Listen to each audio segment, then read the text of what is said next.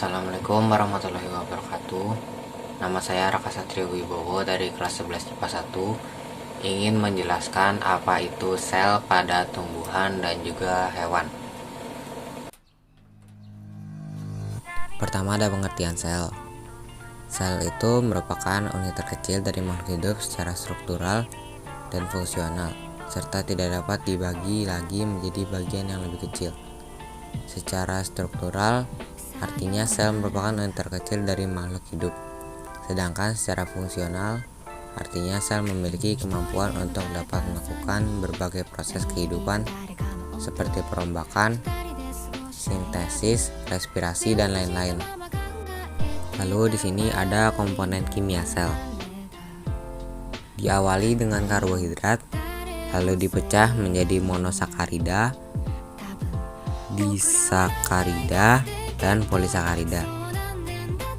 Lalu monosakarida dipecah lagi menjadi triosa, pentosa, dan heksosa. Lalu disakarida dipecah menjadi dua bagian, yaitu sukrosa dan laktosa. Sedangkan polisakarida dipecah menjadi dua, yaitu homopolisakarida dan heteropolisakarida.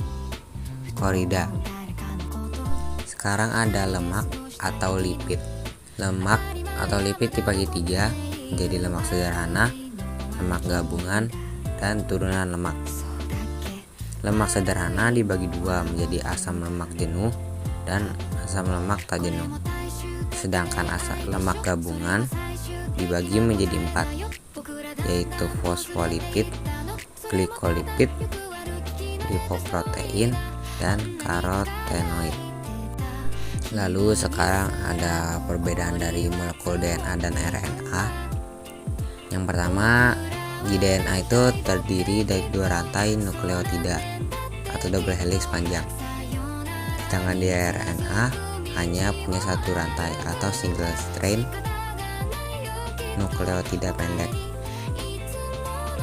Kedua, pada DNA mengandung asam fosfat yang menghubungkan gula yang satu dengan gula lainnya. Dan pada RNA mengandung asam fosfat yang menghubungkan gula satu dan lainnya. Yang ketiga, mengandung gula deoksiribosa, sedangkan RNA mengandung gula ribosa. Yang keempat, basa nitrogen, purin, adenin atau A, dan guanin atau G. Lalu pirimidin, timin atau T, dan sitosin atau C.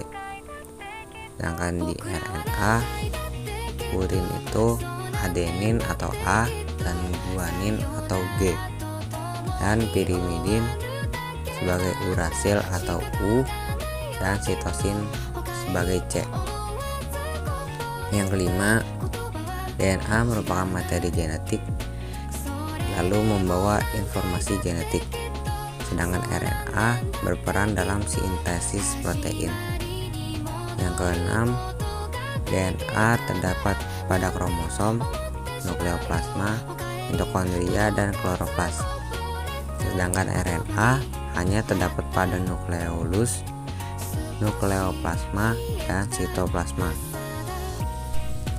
Lalu di sini saya memiliki struktur sel hewan.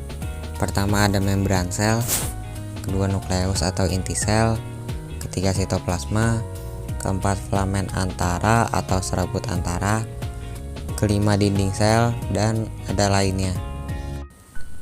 Dan di dalam sitoplasma itu juga terdapat banyak sel lainnya, seperti retikulum endoplasma yang dibagi dua lagi menjadi retikulum endoplasma kasar dan halus. Lalu ada badan Golgi, ribosom, lisosom, mitokondria, plastida, vakuola atau rongga sel, sentriol, dan sitoskeleton. Lalu sekarang ada endositosis. Endositosis merupakan peristiwa pembentukan kantong membran sel saat larutan atau partikel ditransfer ke dalam sel. Contohnya antara lain ada pinositosis, dan fagositosis. Pinositosis yaitu merupakan gejala yang umum terjadi pada sel darah putih, sel ginjal, epitelium usus, makrofag, hati, dan akar tumbuhan. Langkah-langkah prosesnya: ada molekul melekat pada plasma, lalu invaginasi, dan yang terakhir melepas dari membran plasma dan fragmentasi. Lalu sekarang ada fagositosis. Fagositosis terjadi misalnya saat rotivera, ciliata atau organisme mikroskopik lain ditelan oleh amuba dengan cara menangkapnya dengan kaki semu atau pseudopodium, kemudian mengurungnya dalam vakuola atau fagosom. Sekian penjelasan saya tentang sel. Kurang lebihnya mohon maaf. Wassalamualaikum warahmatullahi wabarakatuh.